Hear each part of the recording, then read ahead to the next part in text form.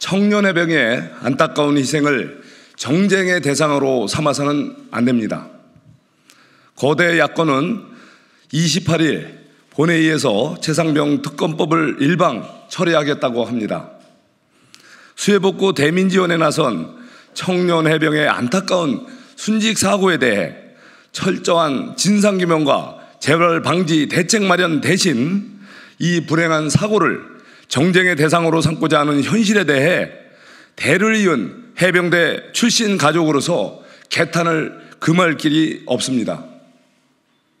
무엇보다도 우선 철저한 수사를 통해 책임 소재를 명확히 밝히고 엄정한 처벌과 함께 재발 방지 방안을 마련해야 합니다.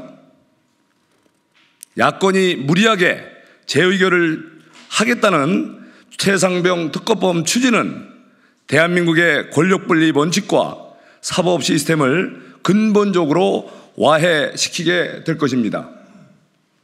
또한 국가안보의 최전선에서 대한민국을 수호하고 있는 무적 해병대의 근간을 흔들고 있습니다.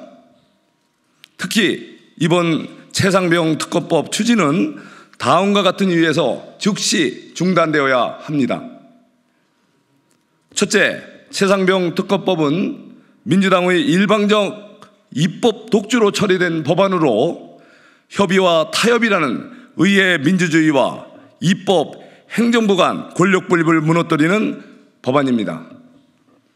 헌법상 특별검사 임명은 행정부의 수반인 대통령에게 있음에도 불구하고 민주당은 이번 특검법에서 여야 합의 없이 민주당에게만 특별검사 후보 추천권을 부여하여 사실상 특별검사 임명권을 자신들이 독점하겠다고 합니다.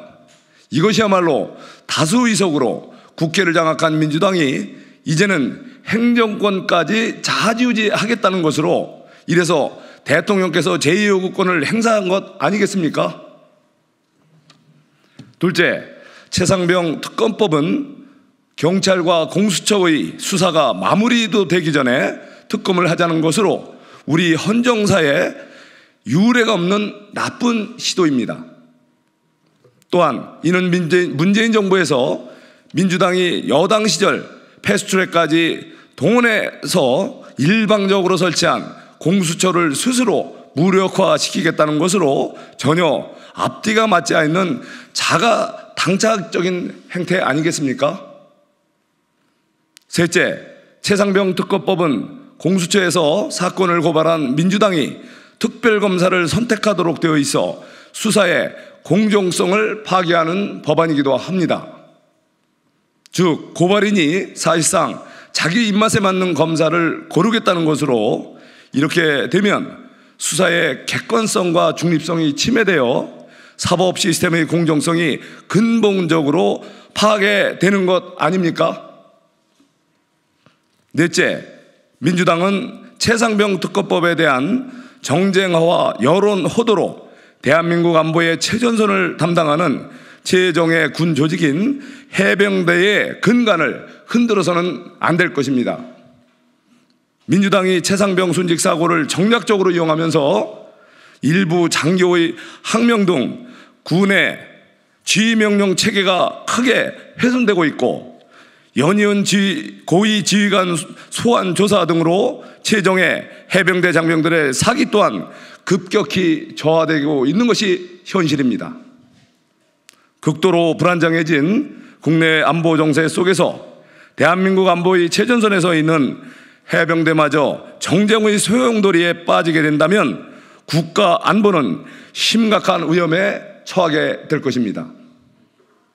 우리 해병대가 정쟁의 늪에서 벗어나 오로지 영토소와 국민의 생명 및 재산을 지키는 데 전념할 수 있도록 최상병 순직 사고의 정쟁화를 즉시 중단해야 할 것입니다.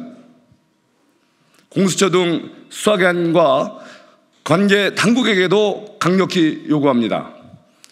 최상병 순직 사고 관련 수사를 공정하고도 엄정하게 그리고 신속하게 진행하여 한 점의 국민적 의혹도 남지 않도록 해야 할 것입니다. 그리고 수사 결과에 따라 책임 소재가 명확히 밝혀진다면 엄중히 책임을 묻고 처벌할 것을 강력히 요구합니다. 민주당 등 거대 야권에게도 촉구합니다. 더 이상 최상병 순직 사고를 정략적으로 이용하려 하지 말고 책임자 처벌과 재발 방지 대책 마련에 적극 협조해 주실 것을 간곡히 요청합니다. 이것이야말로 21대 국회가 유종의 미를 거두어 민의의 전당으로 존중받을 수 있는 길이며 곧 시작할 제22대 국회가 상생과 조화의 정신으로 협치의 길로 나아갈 수 있는 첩경이 될 것이라 생각합니다. 2024년 5월 27일 국회의원 송석준.